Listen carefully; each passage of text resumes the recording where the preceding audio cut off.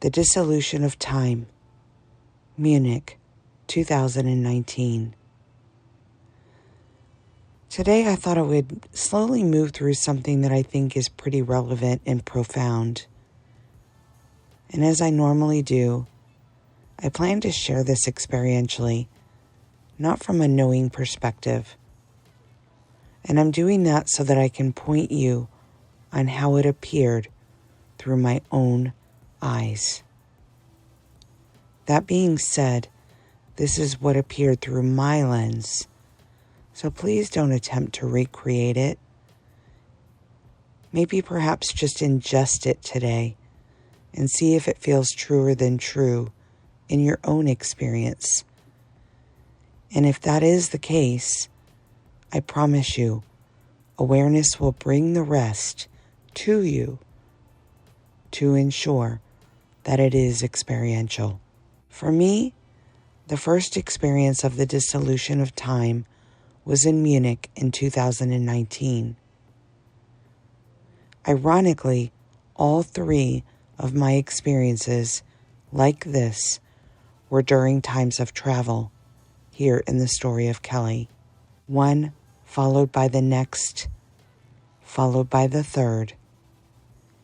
And there's no coincidences in the story of Kelly that I seem to do things in threes. So this makes perfect sense to me.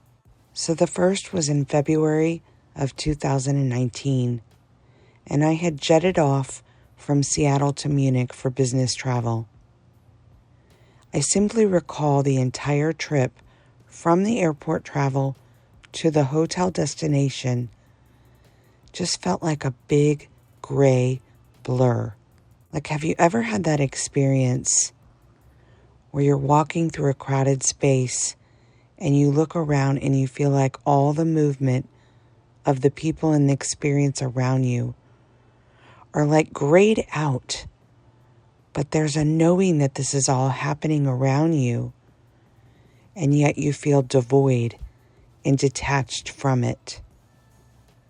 I know I've had that experience, especially when I was younger and I would get really bad, ironically, ear infections.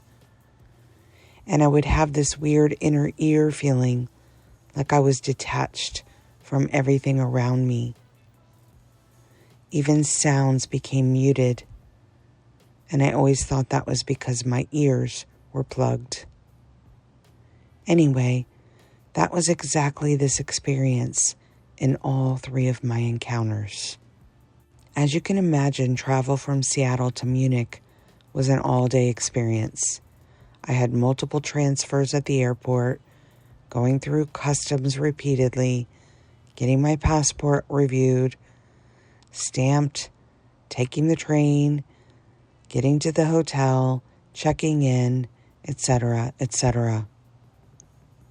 Throughout all of it, I felt completely detached from my own physical body. I remember even on the airplane looking out of the window thinking there was simply no color. Why was everything muted? Why was everything gray? And why was I hearing the sounds but felt so separate from them?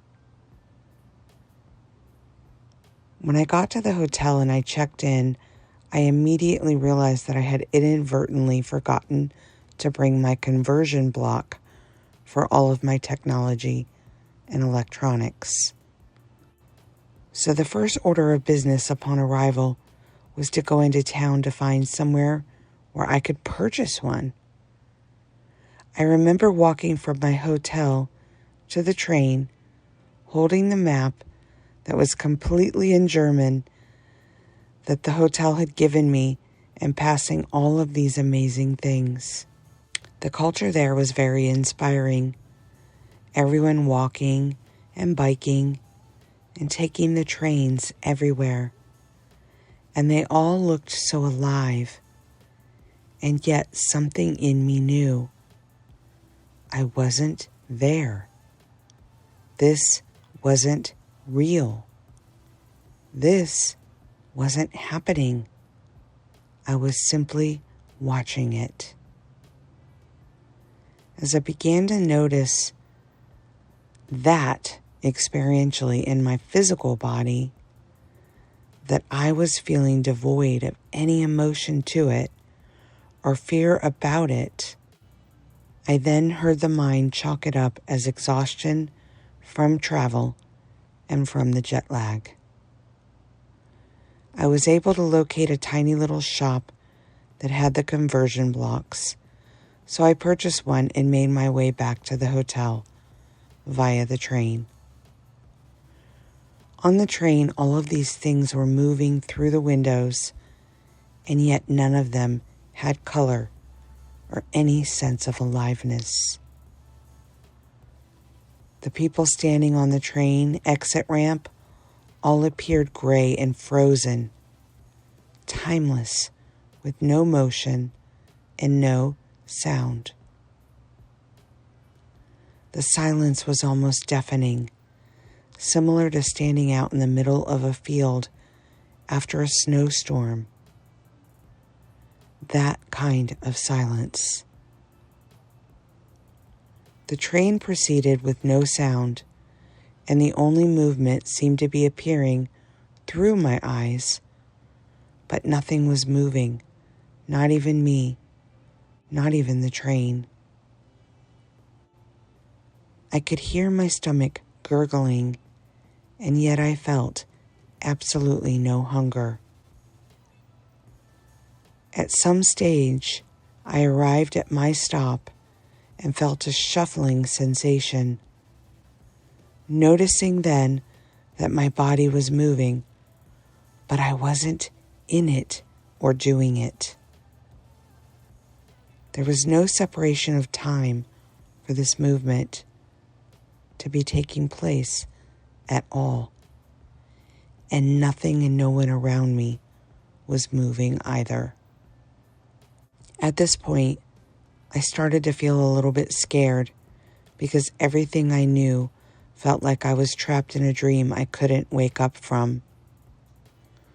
But as per the normal, as per Kelly, as per every experience, immediately I was shown Harry Potter at the train station and everything he knew falling away when he was told to run through the brick wall. And something calming just allowed it to continue until I made it back to my room without going insane. I felt so strange. I cracked one of the windows open. I closed the dark, blackening blinds, and I laid down on the bed. I knew that I needed to get to a dinner that night in a few hours, so I proceeded to set an alarm, and that was the last thing that I remembered. I have no idea how long I was in bed, or when I was awoken by what sounded like ambulance and police alarms going off loudly in the town square. I immediately realized I needed to use the ladies' room, and when I stepped off the edge of the bed, I felt present. There was color again. I felt an enormous sense of hunger. And right at that moment, I realized I was excited for the dinner. When I grabbed my phone, I saw that it was the next morning. And with these blackout curtains drawn, I didn't realize it was completely daylight outside. Luckily, it was very early, and luckily those alarms outside had awakened me because obviously the alarm in my room did not. I thought to myself how odd that my alarm did not even go off. I vividly remember setting it. I proceeded to jump in the shower and start my morning routine when all of this started to loop in my mind. Did any of that even happen? I don't even remember getting from Seattle to this room. How did that even happen? Then I noticed the electronics plugged in on the bathroom counter and thought, did I really leave to go on a train downtown Munich to get all of that? I don't remember. I had a few very busy business days to contend with, so from that moment forward, there were lots of swirls between time and space. Like this, yet no time to ingest or inquire on any of them. By about day 3, I felt like I was going to have a mental psychotic breakdown because I had lost touch with my sense of reality, and I didn't even know if I was there. Throughout all of this, I had to lead several meetings with our leadership, and I don't even know how I managed to do that, but I was literally so crisp and clear, and I often felt like I was watching myself from above each of the rooms, and I was feeling other people's energetic connection to receiving the details of what I was presenting, and it all felt smooth and in alignment. It has taken me several years to feel comfortable to talk about this, and I had, as I mentioned, 2 additional travel experiences that came after this that I will share soon that really sealed the deal for me experientially that time and space are complete illusions, and we only get to see through it apparently when there is a readiness to receive that level of information. For right now, I'm going to wrap this video up, but if you have had a similar experience, I would sure love to hear about it in the comments below. What I have noticed is that Advaita and non-duality simply allow the unraveling without injecting mind-filled data, and with no added data to the deepening of the true divine nature, it just simply reveals itself. That can be called many things: an out-of-body experience, quantum leaping, deja vu, and others. However, I choose to let this remain empty and without labels, and just recognize that it was a very profound, deepening realization that shook the literal foundation of my very being. It rocked me to my core and awakened a fight-or-flight gypsy nature in me that carried on for the next few years. I didn't realize it then, but I now know that that was what needed to do itself to unnerve me so deeply that I would keep fleeing until I recognized I could not escape myself, no matter where I went. Eventually, I realized I might as well get steady and look at what's going on within and stop running out there to avoid that truth. I am happy to report that the runner in me has basically been subdued, and now when it arises, it immediately comforts itself.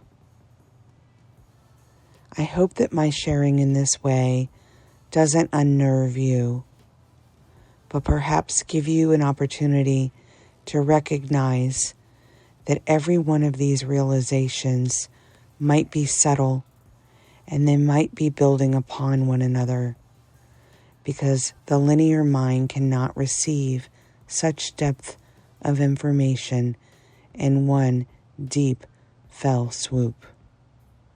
This is where time and space become a gift to us. Although they are not real and they are not true, they slow things down for the linear mind to be able to deepen with them and expand consciousness through them. Thank you for joining today. We have so many different types of content here on the channel, so please do take a moment, if you could, to pause and subscribe, and maybe look around our playlists and join in what may be exciting and new to you. For right now, I send you much love. Until next time.